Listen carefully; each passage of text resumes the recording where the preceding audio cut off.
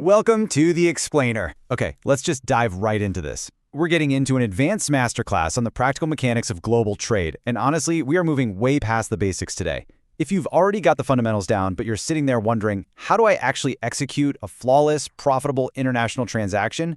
Well, you are in exactly the right place. We're going to break down the exact real-world strategies you need to navigate the actual complexities of exporting and importing. Without buyers, there is no business, right? It sounds so incredibly simple, almost too simple. But to set the high stakes for your very first deal, you really have to internalize this absolute reality before doing anything else. It is literally the foundation of everything we're about to cover. Because think about it, without a reliable, verified buyer sitting on the other side of the globe, your incredible product and your perfect supply chain, they mean absolutely nothing. Zero. So, here's our roadmap for today. We're going to cover finding and verifying buyers, pricing and negotiation, the language of logistics, handling documents and secure payments, and then finally, locking in your very first export order. Section 1. Finding and verifying buyers. Now, the channels we're looking at here, they are absolute gold mines for finding legitimate buyers. You've got your B2B platforms, think Alibaba or Global Sources, where buyers are literally searching every single day. But don't overlook export promotion councils. Bodies like A2Z or FIO in India actually offer buyer matching services completely for free. Then, of course, you have the massive global trade fairs, the Canton Fair in China, Anuga in Germany. Honestly, one solid handshake there can be worth 100 cold emails. You can also leverage LinkedIn to hunt down specific procurement officers, launch crisp cold email campaigns, or even use import data tools like Volza or Panjiva. Those are amazing because you can see exactly who is already importing products just like yours. But here's the real secret. Do not yell into the void by spreading yourself too thin. Seriously, just pick 2 or 3 of these channels to go really deep on and stay consistent. The real results, they always come from the follow-up, not just that initial contact. Okay, so once you actually find a buyer, you can't just blindly trust them. I mean, international trade scams are incredibly sophisticated these days, and they can wipe out your entire investment in a single bad deal. So you have to actively protect yourself using a very strict verification checklist. First things first, just Google them. Check official business registries, like Companies House in the UK or SEC Edgar in the US. If they aren't legally registered, you walk away immediately, no questions asked. But honestly, perhaps your most powerful tool is the video call. You must insist on a mandatory video call. Scammers absolutely love hiding behind slick emails, but they will almost always invent some weird excuse to avoid a live, face-to-face camera interaction. Beyond that, always request references from their existing suppliers. Never ever accept 100% payment after delivery. And for those really large orders, insist on a letter of credit. Look, if a deal feels too good to be true, it almost always is. Moving right along to Section 2, pricing and negotiation. Pricing is where so many beginners get it completely wrong, and it's usually by underpricing because they just forget all the hidden costs. You really need to master the export price formula. It's not just your production cost. You have to include things like export-grade packaging, which, by the way, needs to be significantly stronger than your standard domestic packaging. Then, you must factor in freight charges, insurance, which usually runs about 0.5% to 2% of the shipment value, agent commissions, and all those pesky bank or letter of credit processing fees. You literally have to calculate all of this before you even think about adding your own profit margin. And speaking of that profit margin, once you've tallied up all those base costs, you should really be targeting a minimum 15 to 20% profit margin on top. You also have to remember to factor in currency exchange rate fluctuations, plus any potential customs duty rebates your local government might offer. And this is absolutely crucial. This pricing should always be formally quoted via a written pro forma invoice. That's basically a preliminary quote showing the exact pricing, your payment terms, and delivery timelines. Let me be clear, never ever quote your final price through some casual verbal agreement. Just don't do it. Now, when you finally get to the negotiating table, your goal isn't just to win a quick deal. It's to build a long-term, highly profitable relationship. The golden rule: lead with value over price. Talk about your quality, your unique certifications, and your reliability before you even touch on the actual numbers. Another great strategy is to negotiate in packages. If a buyer is really pushing you for a lower price, ask for a larger order quantity in return. Say something like, well, I can give you that price if you order 500 units instead of 200. And above all else, have patience.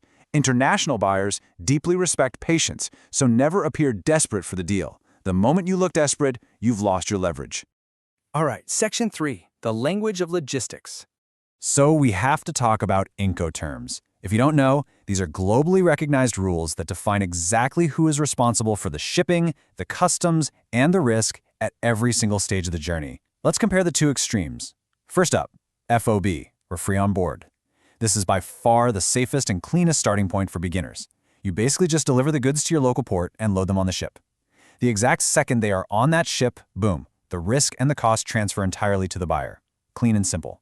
On the complete opposite end of the spectrum is EXW, or Ex-Works. With Ex-Works, your responsibility literally ends right at your own factory door. That places the maximum logistics burden entirely on your buyer. Whichever one you choose, always make sure to put that specific Incoterm clearly in your written contract. Next up is the HS code, or Harmonized System Code. You can think of this as the universal passport for your product. Every single product traded internationally has one of these globally standardized 6 to 10-digit numbers. So why is this so incredibly vital? Well, because customs authorities use this exact code to dictate the specific import duties your buyer is going to pay. They use it to check if the product needs special permits and to unlock potential free trade advantages. For example, if your country has a free trade agreement with the buyer's country, getting that HS code right can save your buyer a massive amount in duties. Always double-check this code, guys.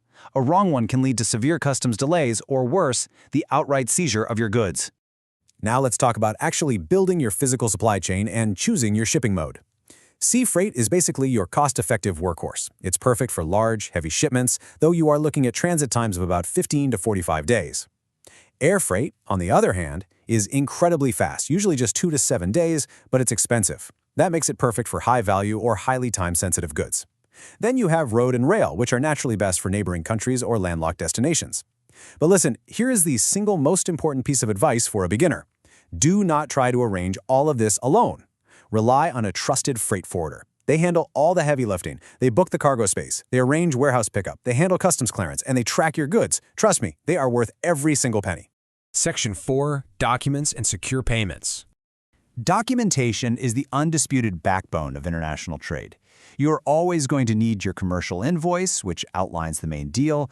You'll need the detailed packing list, the certificate of origin to prove exactly where the goods were made, and the shipping bill filed with your customs authority. But I really want you to pay special attention to the bill of lading, or the BL.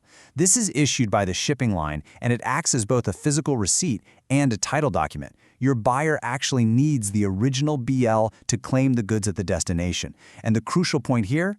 A single tiny spelling mistake on your bill of lading, especially if you're using bank payments, can result in your shipment getting delayed or your goods being seized right at the border.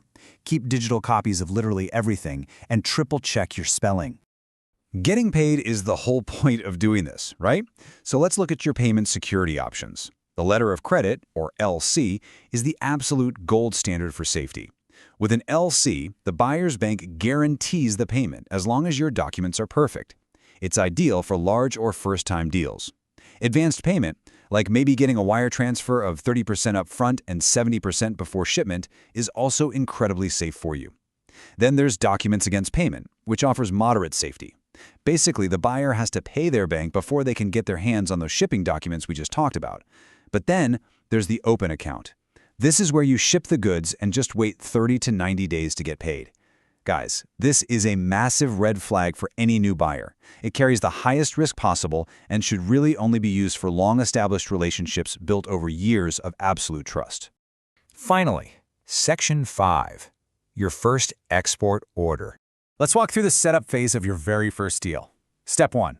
Ask the buyer for a formal purchase order with all the details clearly written out. Step 2. You reply with that pro forma invoice we talked about earlier to lock in the terms. Step 3. And whatever you do, you must remember to never skip this. Collect your advance payment.